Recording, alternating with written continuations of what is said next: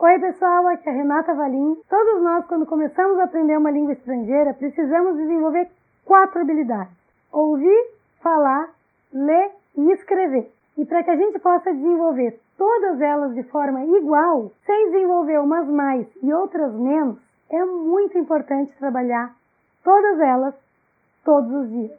Nem que seja um pouquinho, que dedicando 15 minutinhos para cada uma delas por dia, vocês vão ter 1 hora de estudo diário e não vão nem sentir, porque esse tempo é dividido em 4 momentos distintos e com atividades diversificadas, e assim o estudo fica leve, divertido, bem fácil e viável de realizar.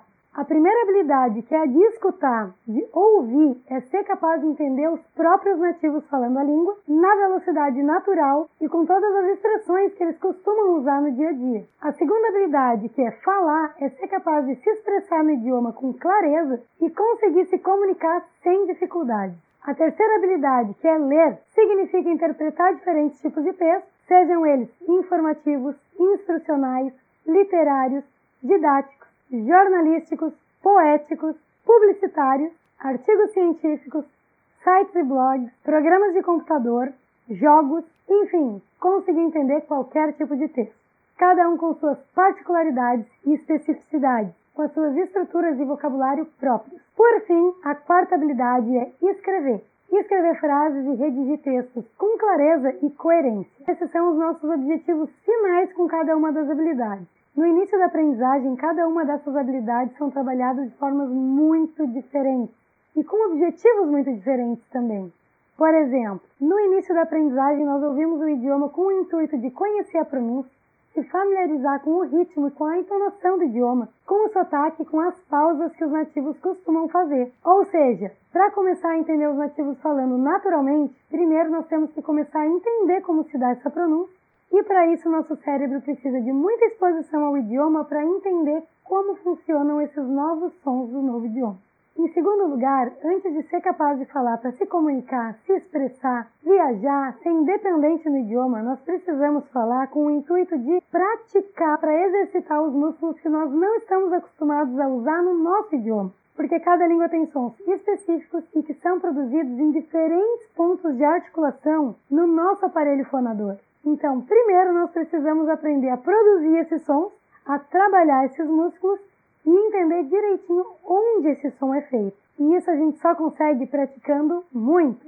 E como se pratica isso no início da aprendizagem? Repetindo muitas vezes as frases que a gente escuta e também imitando a pronúncia e a entonação dos nativos. É muito importante praticar a fala desde o início da aprendizagem, mas não se preocupem em falar rápido.